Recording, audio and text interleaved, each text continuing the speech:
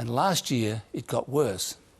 Now, the reason is no mystery to economists. Demand exceeds supply, and that's meant shortage, and shortage means higher prices. Now, there are many reasons for that, but one that doesn't get enough attention is construction productivity. It's terrible. The 20 years in which construction productivity has fallen behind other industries is the same 20 years in which, according to Jeffrey Wilson SC, the Victorian branch of the Construction Union, the CFMEU, went from being progressive, tolerant and respectful to a violent, hateful, greedy rabble. NSW just recorded 1,567 construction company collapses in a single financial year. That's not a typo. 1,567 builders gone. ASIC data shows 3,596 construction insolvencies nationally in 2025 financial year. NSW accounts for 43%, the epicenter of Australia's builder death spiral. And it's not slowing down. Novati Constructions entered voluntary administration the 8th of February 2026, a 50-year Sydney institution since 1971. Survived 5 decades of market cycles. Gone. Luxury projects in Elizabeth Bay, Surrey Hills, Manly, Cronulla, all abandoned. Ghost sites across Sydney. Creditors meeting February 18 revealed millions in unpaid subcontractor invoices. Industry insiders report grown men crying on construction sites. Quote, "I have seen men in tears. They've invested life savings only to find they can't pay their staff." NSW Premier Chris Minns watching his 377,000 homes by 2029 target crumble. Because you can't build houses when the builders are bankrupt. Minns watches NSW construction industry die. ASIC insolvency statistics paint catastrophic picture. 2025 financial year saw 3,596 construction insolvencies nationally. NSW alone recorded 1,567. Victoria 1,051. Between them, New South Wales and Victoria account for 73% of all builder collapses. Compared to prior years, 2023 to 24 financial year, 2,975 construction insolvencies, 2022 to 23, 2,213. Year-over-year increases accelerating. 28% jump 2023 to 2024, another 23% increase through March 2025. Trajectory worsening, not stabilising. Additional 1,792 construction businesses entered external administration in 6 months to December 2025.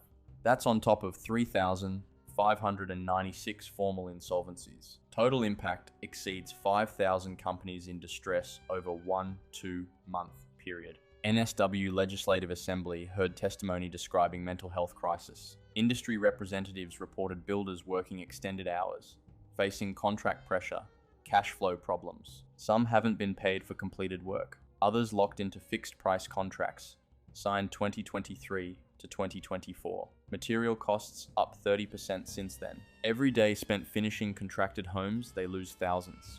Watching savings evaporate, unable to stop. RSM Australia partner Richard Stone confirmed. Many collapses stem from fixed price contracts signed pre-COVID, now wildly out of sync with post-pandemic costs. Builders legally obligated to complete projects at agreed prices, even when costs exceed revenues, work themselves into insolvency. No escape clause. Premier Minns announced National Housing Accord target. 377,000 new homes by 2029, roughly 75,000 annually. But builders collapsing faster than new ones starting. How do you build when construction companies dying? The builder who survived 50 years, then collapsed. Novati Constructions wasn't some fly-by-night operator. Established 1971, 55 years in business.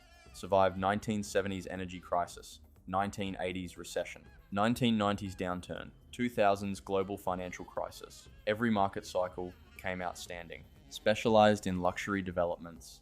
High-profile projects across Sydney, Elizabeth Bay, apartment building where single units sold for $30 million. Recent completions showcased companies' capabilities. Premium finishes, prime locations, wealthy clientele. Then, the 8th of February, 2026. Voluntary administration. Dozens of active projects immediately frozen. The Rathbone in Surrey Hills. Multiple Elizabeth Bay developments. High-density projects in Manly. Cronulla Tower complexes. All stopped. Workers sent home. Sites secured. No timetable for resumption. February 18 creditors meeting. Liquidators presented preliminary findings. Millions owed to subcontractors. Unpaid invoices accumulated over months. Electrical contractors. Plumbers. Concreters. Carpenters. All waiting for payment. Many small businesses themselves, relying on Novati payments to meet own obligations. Domino effect begins.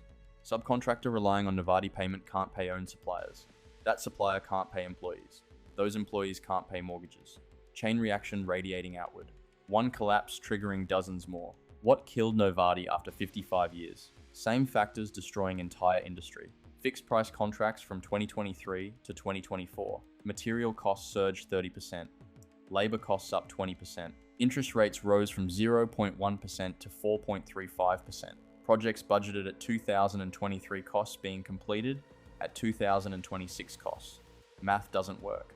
Even established, experienced builders can't survive. 5 reasons NSW builders are collapsing. Reason 1. Fixed price contracts during cost inflation. Builders signed contracts 2023 to 2024. Material costs stable. Then supply chain chaos. Timber up 40%. Steel up 35%. Concrete up 25%. But prices locked. Can't pass costs to homeowners. Every project loses money. Reason 2. Interest rate surge killing cash flow. RBA raised rates 13 times, May 2022 to November 2023, from 0.1% to 4.35%. Construction loans expensive. Working capital facilities cost prohibitive. Builders carrying debt on multiple projects simultaneously. Interest costs exploded. Positive cash flow became negative. Can't service debt. Collapse inevitable. Reason 3. Labor shortages driving wage inflation. NSW desperately needs tradies, but skilled workers scarce. Competition fierce. Wages up 20 to 30%. Fixed price contracts assume 2023 labor costs. Actual 2026 costs far higher. Can't afford workers. Projects delayed. Delays accumulate costs. Vicious cycle. Reason 4. Subcontractor insolvencies creating domino effect. When builder A collapses, subcontractors lose money. Those subcontractors collapse. Affects builder B. Builder B collapses. More subcontractors destroyed. Affects builder C. Chain reaction. 1,567 insolvencies in New South Wales alone, each triggering more. Reason 5. No barriers to entry creating unqualified directors. RSM's Richard Stone noted, "All you need is a ute and a shovel. That's not sustainable." No mandatory qualifications for construction company directors. Person can run multi-million-dollar business without ability to read balance sheet. Poor financial literacy. Under-provisioning. Inadequate cash flow management. Insolvency. Director Identification Number, DI, helps track repeat offenders, but doesn't prevent them making same mistakes. Need mandatory financial education baseline. Directors must understand obligations. Read financial statements. Make informed solvency decisions. What Mins can't fix and what he can. Mins can't change market conditions. Can't reduce material costs. Can't increase labor supply overnight. Can't reverse interest rate rises. Can't rewrite signed contracts. What Mins can do: create builder rescue fund. Identify at-risk builders proactively. Provide bridging finance. Help complete projects. Better than letting companies collapse than trying to rescue homeowners. Mandate contract renegotiation framework. Force developers and homeowners to share cost increases above certain threshold. 30%. Material inflation. Not builder's fault. Not homeowner's fault. Market failure. Share burden. Both parties take small loss rather than builder taking total catastrophic loss. Fast-track licensing for interstate tradies. Labor shortages main driver of wage inflation. Bring in qualified workers from other states. Reduce barriers. Mutual recognition agreements. Get projects moving. Increase home warranty insurance coverage. Current limits inadequate. Porter Davis Homes didn't even carry required insurance. Strengthen enforcement.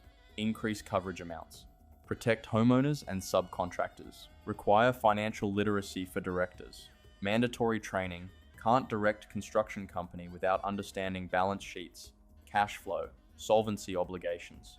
Prevents unqualified people running businesses into ground. But Min's doing none of this. Announcing housing targets. Streamlining planning, releasing land. None address core problem. Builders going bankrupt faster than new ones starting. Can't build 377,000 homes with construction industry in death spiral. Where this death spiral ends. Best case, material costs stabilize through 2026. Interest rates fall. Some stressed builders recover. Insolvency rate drops from 1,567 annually to maybe 800 to 1,000. Still elevated, but manageable. Industry slowly rebuilds capacity. By 2028, maybe approaching pre-COVID construction rates. Worst case, crisis accelerates. More major builders collapse. Confidence evaporates. Nobody starting new construction businesses. Banks won't lend. Clients won't sign contracts. Supply chain collapses. NSW construction industry enters depression. Housing shortage catastrophic. Prices explode. Social crisis. Political emergency. Realistic scenario. Insolvencies continue at high levels through 2027, 1,000, 200 to 1,000. 500 collapses annually. New South Wales. Smaller builders mostly. Some medium-sized failures. Occasional major collapse like Novati. Industry consolidates. Only large, well-capitalized builders survive. Homeowners have fewer choices. Higher prices. Longer wait times. Subcontractors devastated. Millions in unpaid invoices. Many small tradies bankrupted. Join casualty list. Dream of owning small business destroyed. Return to employment, if can find work. Some leave industry entirely. Retrain different sectors. NSW loses skilled workers permanently. Homeowners with half-finished projects abandoned. Insurance claims processes lengthy, complex. Many won't recover full costs. Some forced to sell incomplete homes at massive losses. Walk away. Rent again. Dreams destroyed. Life savings gone. The panic mins won't admit. NSW recorded 1,567 construction insolvencies 2025 financial year, out of 3,596 nationally, and 43%. Additional 1,792 businesses entered external administration and 6 months to December 2025. Total exceeds 5,000 companies in distress over 12 months. Novati Constructions, 5/5.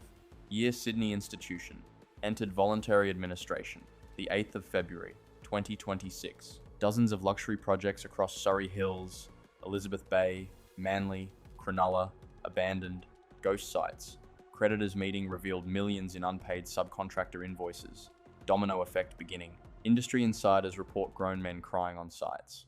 Quote from New South Wales Legislative Assembly testimony, "I have seen men in tears. They've invested life savings only to find they can't pay their staff." Fixed price contracts from 2023 to 2024 now underwater. Material costs up 30%. Labor costs up 20%. Interest rates up from 0.1% to 4.35%.